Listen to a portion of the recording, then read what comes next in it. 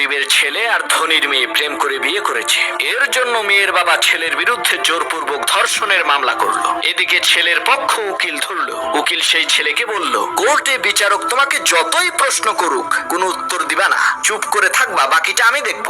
বিচারক সেই ছেলেকে প্রশ্ন করলো, তুমি নাকি এই মেয়েকে জোর করে ঘর থেকে তুলে নিয়ে সর্বনাশ করেছো? ছেলে কোনো কথা বলে না। বিচারক বলল, কি ব্যাপার, এই ছেলে কথা বলে না কেন? তখন সেই ছেলের পক্ষের উকিল বলল, মহামান্য বিচারপতি, এই ছেলে যখন মেয়েকে জোর করে ঘর থেকে তুলে নিয়ে যাচ্ছিল তখন এই মেয়েটা ছেলের কানের কাছে এমন জোরে এক চিৎকার মেরেছে যার কারণে ছেলের কানের পর্দা ফেটে গেছে। এখন আর সে কানে শুনতে পায় না।